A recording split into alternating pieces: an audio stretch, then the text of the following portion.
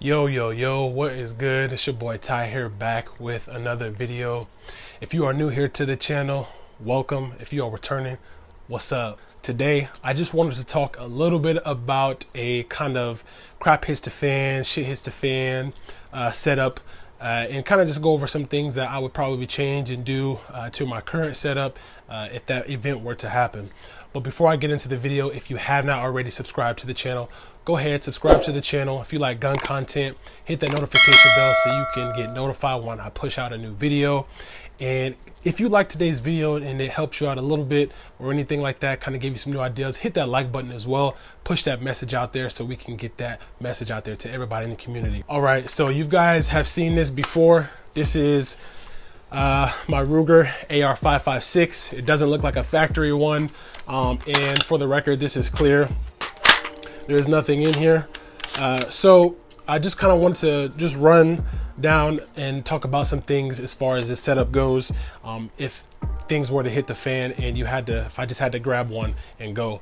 So I'm gonna start off with this thing. I'm gonna go from tip to butt here and just go over some things as far as like things I would change or do and to get me loaded out for a situation that could very well happen. Okay, so starting out here, I have just a standard birdcage A2 flash hider right here. I would definitely swap this guy out. I would swap this guy out because I will put a Surefire 3-prong or 4-prong on here flash hider. If this was a end of the world type scenario, you would want to reduce as much flash signature reduction as possible. So I would change this out because I'd be running a can on here. And I would most likely obviously be running a Surefire can. It would make the gun a lot longer because it's a 16-inch barrel, and I might experience some fatigue. However, there's more pros than cons as far as like the weight of it, the overall weight. And I would run probably a RC2 or something like that. But anyway, the whole idea of it is to reduce the signature flash. In an ideal gunfight, you don't want to have a big old fireball and let everybody know where you're at. So change that out. Okay, and then as far as the barrel goes, again, so this is Ruger, and I'm pretty sure it's reliable. So I would trust my life with it. I think it would be able to go. I haven't had any malfunctions yet with this, but I think it's a pretty solid choice. But I'll talk about that a little bit later. So just moving right along, I have a Streamlight Hlx. I would definitely change this out. I think it's solid right now for its intended use, but I would definitely change this guy out to probably a Surefire. I know that mod light is the thing these days, and there's nothing wrong. I haven't used a mod light, but I hear good things about them. I know that's the rave right now, and everybody likes mod light. However, I would go to Surefire M600. Either the dual fuel or the Scout or the Pro. I'm not quite for sure which one, but I will go with a Surefire one.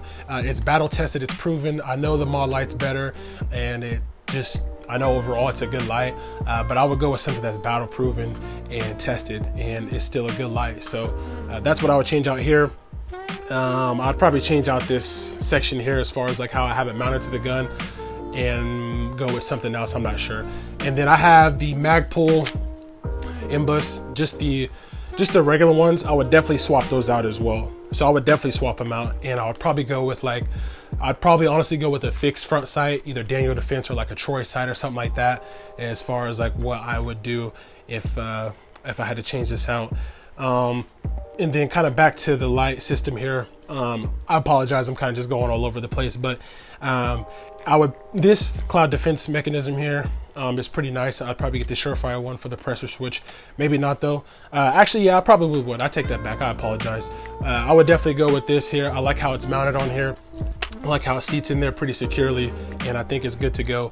And then outside of that though, as far as the rail covers go, I think it's cool. These grip your hands pretty well. As you can see they're pretty good. They really kind of dig into your hands, so allow you to pull it in there. So when you're in there, you can really kind of grip these really well. So I'd probably keep these on here. Who knows though, things change. And again, this isn't, before I get any further, this isn't the how-to, this is the only way. This is just how I would kind of set it up, and that's subject to change as well. So this isn't the actual way. run your gun how you want to run your gun. This is just kind of just some ideas and some things to think about as far as like how I would run my gun. So moving right along here, like I said, I would probably change these out maybe at some point. I like the Bcm grip here. The vertical grip here is pretty nice, and it allows you to kind of get a good handle on the gun when you're shooting it. And I would say outside of that though, everything else is cool here. Let's talk about the Optic here.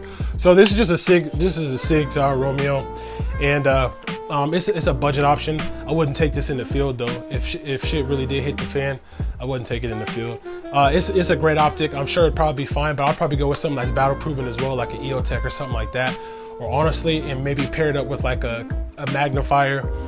Some people just kind of don't like magnifiers, but I would definitely change out the optic on here. Again, it's a good budget optic, but I wouldn't take this out in the field with me. I'm sure it would do okay, but I'll probably run, like I said, run like an EOTech with like a magnifier, do a little combo. Maybe a LPVO, maybe. Not quite for sure which one I would run, but honestly though, I'd probably run like an aim point, ACOG, an aim point on here. To be quite honest, with this being a 16-inch barrel, you can push this out pretty far. So I think that'd be ideal there. So moving right along, change out the optic, and I would run probably like maybe Troy sight or the Magpul Pros or something a little bit more sturdy, that if something did happen, that I could rely on the backup iron sights. These are polymer, so probably want something that's more durable out in the field like that if shit did really hit the fan, if things got a little crazy. But outside of that though, charging handle, whatever, it doesn't need to be, it's just the mil spec standard one that came with the gun. It doesn't need to be Gucci'd out. If shit hit the fan, you're not gonna, who cares about your charging handle, like if it's ambidextrous or if it's like a Radian or a Geisy or something like that. It doesn't matter. Charge the gun and go. Same with the trigger here. This is just a mil spec one.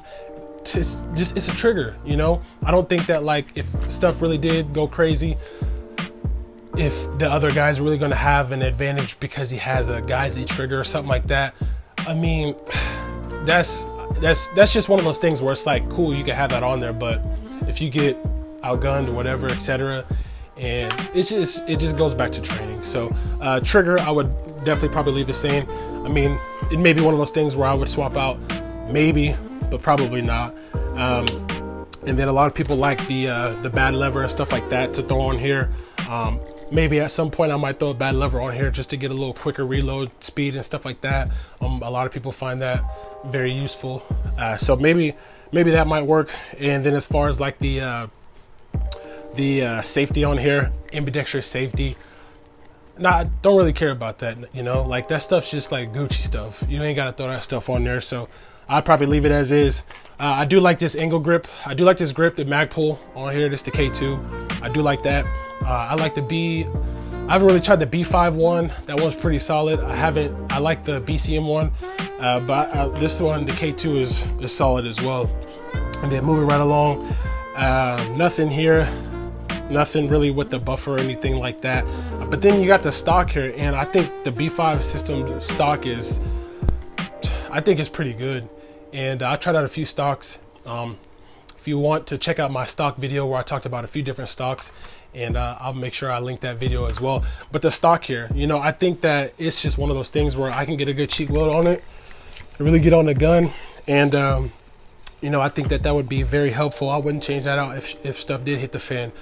So that's probably what I would do in a type scenario like that if things got a little crazy. So, but let's talk a little bit about this gun here in itself. So Ruger, and mind you, now prices are kind of dropping a little bit. So Ruger is just one of those ones where it's not like bottom of the bottom, but it's kind of like mid tier. So it's not, your Knight's Armament, your LMT, Daniel Defense, and Sons of Liberty Gunworks.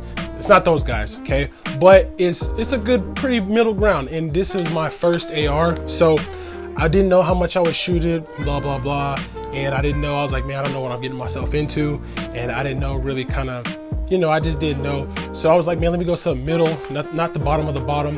I think pre-COVID, you could probably pick this guy up for about 500 or so, 600 maybe. and you know, have a solid system. Now, as far as running this in the field, if stuff did hit the fan, it probably would work. If I could do it again, if I could just change it out, I probably would go with like something like a BCM, or if the price was cool, probably like a Daniel Defense. To me, they're kind of the same because Daniel Defense is not that much better than BCM right now. But again, they're both good platforms, and I hear good things about both. But I'd probably go with, like, you know, if I was doing like a recce build or something like that, or something, because of the 16-inch barrel, I'd probably go with like a BCM or something like that. And not to just ride BCM or anything, but they've been tested, and you know, people use BCM, and they're known for some pretty solid stuff. If I was buying another like out of the factory one, like pre-built one, I'd probably do that, because I know it would run. Not saying that this guy won't run, but you know, if I could do it again, I probably would. So why a 16-inch barrel though? So why a 16-inch barrel? Okay, I would choose a 16-inch barrel. It would give me a little bit more versatility. You guys have seen my pistol, my AR pistol, and that's cool. As far everything has its place, right? So I would choose a 16. I can still wield this pretty well and still get around with it. But one thing it has going for it is that 16-inch barrel, so you can reach out in a situation if, like, again, if stuff hit the fan, you're gonna have that. You can be able to reach out and touch. You can reach out a little bit further than like an 11.5, and some of the ballistics are a little bit different on the longer barrel, longer powder burn. So that's part of the reason why I would probably go with a longer one. Maybe or maybe not. And again, this is just how I feel right now. So like I said, this could change. This can definitely change. I could probably consider like 14.5 or something, or maybe even like a 12.5, or maybe like an 11.5. You just never know. Things change as you learn and grow, and you know, it's just whatever. So I would say right now, I would pick this guy up though. Again, you know, some of the stuff I would change on it, that I would probably need to do immediately, because if stuff hit the fan, I wouldn't have time. But I would still pick this guy up. I think it would be cool, and I think that it would give me the performance I expect out of it. So that's, you know, that's, with that being said, no, is this gun perfect? No, it's not perfect. No, there's no such thing as a perfect setup or a perfect anything. But you can just have that in mind, you know, when you're thinking about your dual gun, end-all gun, in the end gun, whatever you want to call it, shit hits the fan gun, I don't know, apocalypse gun, whatever you want to call it. But that's essentially kind of just what I want to go over as far as like a little setup. 16-inch barrels, probably what I go with right now. Again, I would probably change out some of this stuff before I took it in the field if I had the chance to. Obviously, you can't predict anything, but that's just kind of just what I've been thinking as far as like a build goes. That's all I have for you guys today. I hope you guys enjoyed the video. I hope it kind of inspired you a little bit just to think about if stuff did hit the fan, kind of like what you would take with you, what you would run with you. There's some other things I would run with me as well, obviously in a scenario, but I'm talking about just like an AR platform. That's probably what I would run. And again, like I said, this isn't like to be like, oh, this is the end all, this is the right thing, you should do this. No, this is kind of just my take on it, some things I, you know, just kind of thought about as far as a setup goes in the event we had to get out in the field.